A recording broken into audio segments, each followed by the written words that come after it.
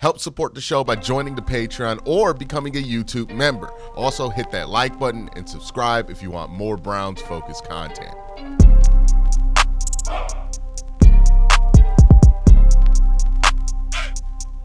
All right, so the Browns lose. They drop to 3-13, but that's not really the most important news to come out of this week. The Browns season, they've been eliminated from the playoffs for a little while now.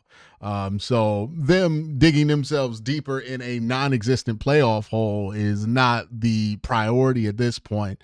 Now we start to look at the offseason, and when you start to look at the offseason, you start to look at where you are draft position-wise.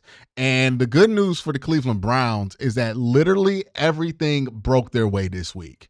Right now, as it stands, the Browns are the owners of the 3rd overall pick. Now, I think that's a great spot to be in. If you're the Cleveland Browns, is to be the 3rd overall pick, because somebody's going to go crazy for a quarterback. You can get the best or one of the best position players in the draft just by sticking out there at the 3rd overall spot. So I think this is a good spot for the Browns to be at, is the 3rd overall pick. But you can get even better than that, right? So if you're a Browns fan and you're wondering what you need to watch going forward next week, it's very simple. Next week, what's important for the Cleveland Browns are 2 games. Let me bring them up on screen. 2 games, because it is about the Houston Texans versus the Tennessee Titans and the Buffalo Bills versus the New England Patriots, and then obviously the Browns versus the Baltimore Ravens. Now, Texans versus Titans. That's the one where I think it's likely that the Titans can win. The reason I think that is the case is simple. The Texans have no incentive to play their starters. If they win, they're going to be the 4 seed. If they lose, they're going to be the 4 seed. They're going to be locked in to the 4 seed no matter what. So that means that they're going to play their bench players. The Texans' bench players are not good enough to beat a team by themselves, right? That means they're going to be playing like Tanner McKeesacks or whoever it is that they got going on back there. I think Davis Mills. We've seen what the Texans look like when they don't play C.J. Stroud. They're not a very good football team. The Titans are probably better than the Texans without their backup. So let's say the Titans win. Then we go to Buffalo versus New England. Again, Buffalo has no incentive to play their starters this week. They're going to be the 2 seed no matter what. The division race is not in jeopardy. They're going to be the 2 seed no matter what. They could play Josh Allen. They could decide to blow out New England, but there's a chance that they don't decide to do that, and New England does win. And if the Browns lose against the Baltimore Ravens, who do have to play this week, right? Because in order to win a division, they got to beat the Browns. And depending on how the NFL schedules this game, they're going to have to play it like a playoff game if they want to win a division at least. This is the difference from them being the 3 seed and the 6 seed. So they're going to want to win this game. So they're going to play their starters this week, more than likely, which means that they're probably going to beat the Browns by a significant margin, more than likely. And that would give the Browns right there, that scenario, just those, that's it. Just that would give the Browns the number 1 overall pick. Now, what happens if the Browns win against the Baltimore Ravens, right? Let's say they win. Then they jump all the way back to 7, right? And let's say everybody else loses in front of them. Then they jump all the way back to 7. So it's not likely they win next week. If the Titans and the Patriots both win next week, though, the Browns will get the number 1 overall pick. If just one of those teams wins, the Browns will have the number 2 overall pick. And if both those teams win, the Browns will get the number 1 overall pick. Or if both those teams lose, the Browns will get the number 3 overall pick. That is how it's going to line up, right? If the Giants win or lose next week, it doesn't matter. If the Giants win or lose, doesn't matter as long as the Browns lose. So that's what's going to happen next week. The Browns are highly incentivized to not win this game next week. And the Ravens are highly incentivized to win this game by 1 million next week. So you can guess what's likely to happen there, right? Especially if the Browns play DTR again. Who DTR in this game, I just have to say, might have played some of the worst quarterback play I've ever seen, like in the Cleveland Browns stadium. And that covers a lot of ground. But like I'll preference this by this. I've never seen a quarterback play that bad and like have started more than like 2 games. Like maybe I just wasn't aware of how bad some of these other guys were, but boy, they look hopeless with them out there. And like I'm not convinced that Bailey Zapp wouldn't be a significant improvement over DTR. It's that bad with them, right? So the experiment with DTR, I think, should be done. He shouldn't be rostered next year. I don't believe in the kid as an NFL player right now after how he's looked here. If he catches on somewhere else, God bless him. But as far as like me wanting the Browns to invest more time in him as a prospect, yeah, absolutely not. I'm good on that. I'm good on that. But where DTR can be useful is if you're not trying to beat the Ravens, you can play DTR. And you're not going to beat the Ravens. Now, look, I don't think you have to try to not beat the Ravens. Like, I think you can very well try to win that game and still lose against the Ravens. But that's what is the stakes there, right? You want Tennessee to win, and you want the Patriots to win. Now, if the Browns get the number 1 overall pick, what should they do with it? Should they sit there and make a selection? Should they trade back? What should they do? Well, if you're the Browns, what you're going to do with the number 1 overall pick is probably trade it. Now, if I'm Cleveland, I'm trying to trade this pick to New York. Now, you're going to ask me, hey, Quincy, why would New York trade for the number 1 overall pick when they might have the number 2 overall pick? More than likely, we'll have the number 2 overall pick. The worst pick they can have is like 7. Well, the reason I think New York would want to trade is because of the Raiders. The Raiders will be sitting here at 7 or where else? Yeah, the Raiders will either be sitting at 10 or 7. That's the best their draft position can get.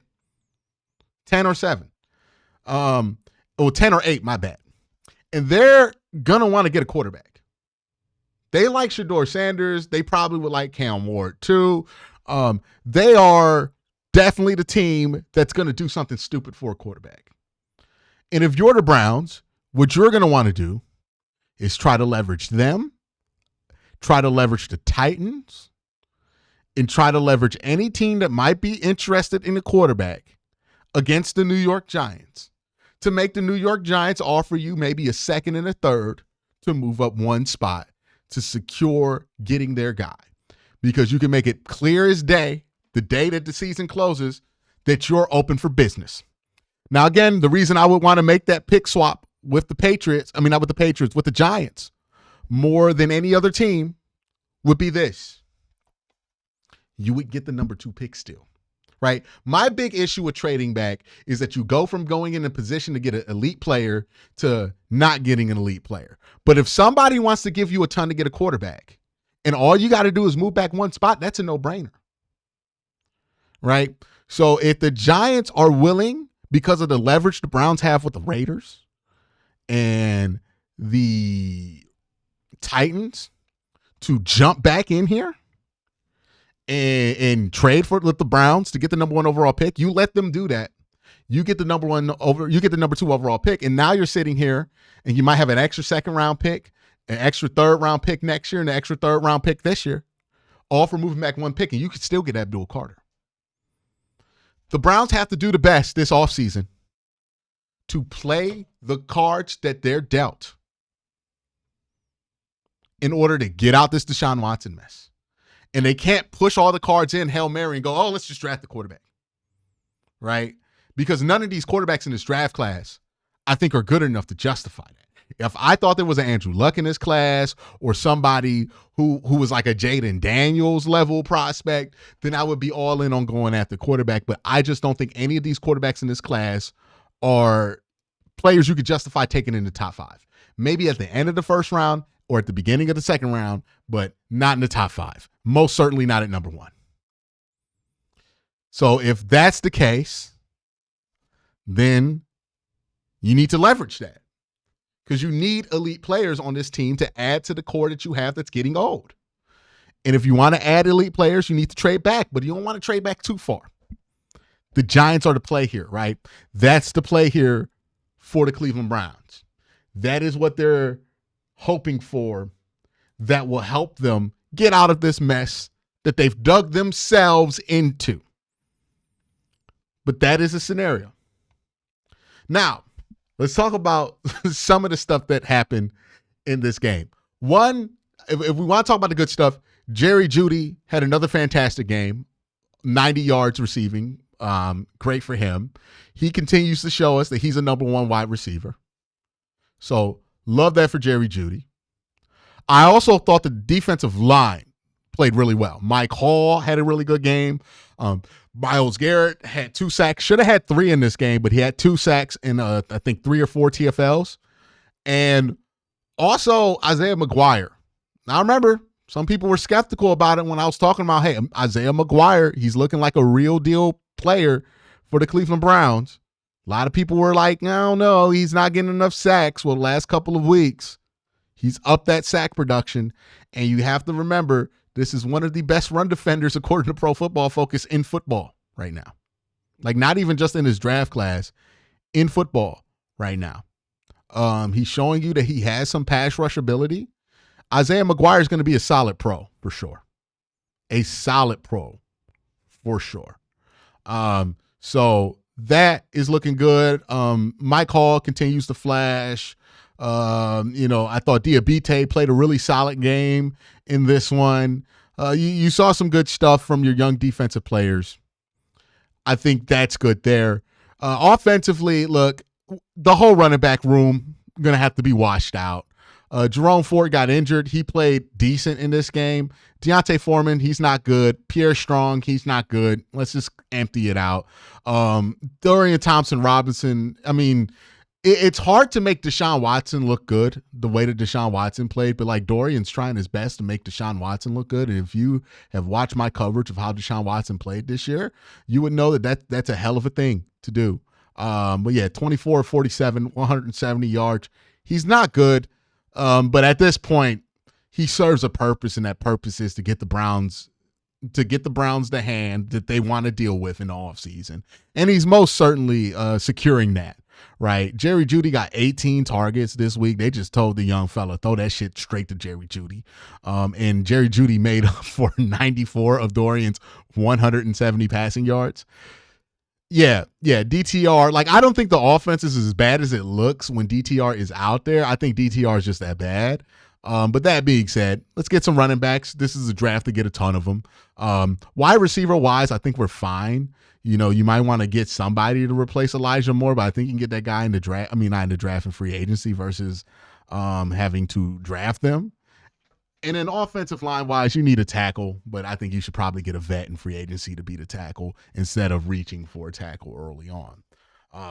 The Browns are in a peculiar spot, right? Like, there's no longer any benefit of them winning any more games for the rest of the season, right? I could argue that there was some kind of benefit to beating the Bengals last week, not a tangible one, but an intangible benefit. There is no benefit to winning anymore for the Cleveland Browns.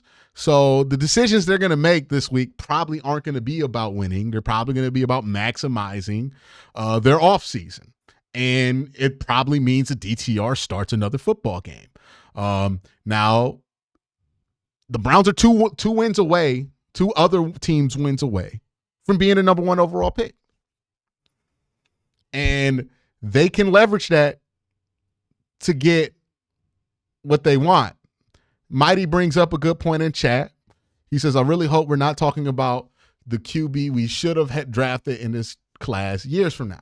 That is a legit fear, right? If you get the number 1 overall pick and you don't take a quarterback, and everybody says you need a quarterback, and people like Shador, people like Cam Ward, people are justifying taking them at the top of this draft. And what if one of those guys becomes something? And how embarrassing is that going to be for the Browns? Sure, that's something to think about. But you can't make decisions living in your fears. If you do not believe that these two are at worst franchise quarterbacks, then you have no business drafting them in the top 5. Like if you think there's a world where they could possibly, maybe if they work hard enough, be somebody, that's not somebody you take in the top 5. Right? I have my takes about Shedeur. I'll wait till I can back it up with the tape. I'm waiting for that Alamo Bowl tape to come out. But I'm going to do my film breakdown on Cam Ward and all the other quarterbacks in this draft class. But I'll say right now, spoiler warning, I don't think any of these guys are worth a top 5 pick. I wouldn't be surprised if this draft ended up like the 2014 one. But that's where the Browns are. If you want them to get the number 1 overall pick, it's simple. You need to root for the Tennessee Titans and the New England Patriots next week. If those teams win and the Browns lose versus the Baltimore Ravens, they get the number 1 overall pick. And look, they're going to be likely to trade that number 1 overall pick, but still, I think Abdul Carter is still number 1 overall pick worthy if nobody wants to trade for it. So that is where the Browns are. And I think it is something that they can leverage into getting what they want. Like, let's imagine this, right? Let's say the Giants really want to get Shedeur Sanders, and they're scared to death of somebody trading up in front of them. It would be really easy for the Browns if they traded with the Giants, got an extra second-round pick, to then say, hey, now we could take whoever falls in the second round. Or maybe you like Jalen Milroe, and that's the sweet spot for him. Or you get an extra third that makes it easier to trade up into the second. There's a lot of different things that the Browns could do, right? But I don't think the answer at quarterback is going to lie with their first pick in this draft.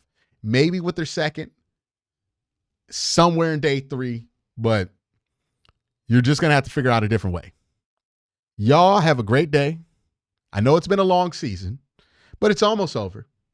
And we're probably going to have the funnest offseason that we've had in a while, right? Because the Browns are going to have to do a lot here, right? We're going to see if they're going to keep the coach and the GM and live up to all the stuff they've been saying. We're going to see if they're going to make any changes to the coaching staff. We're going to see if they're going to make changes to the Browns roster. And the draft is definitely going to be interesting. All eyes are going to be on Cleveland in the offseason. And hopefully that can translate to the eyes being on Cleveland in the postseason in the future. It's been a long season, but always remember, in the NFL, you're never as good as you think you are, and you're never as bad as you think you are. And hopefully, sooner than later, we're thinking about the first part of that sentence more than we're thinking about the second part of that sentence. Y'all have a great day. Have an even better night. Peace.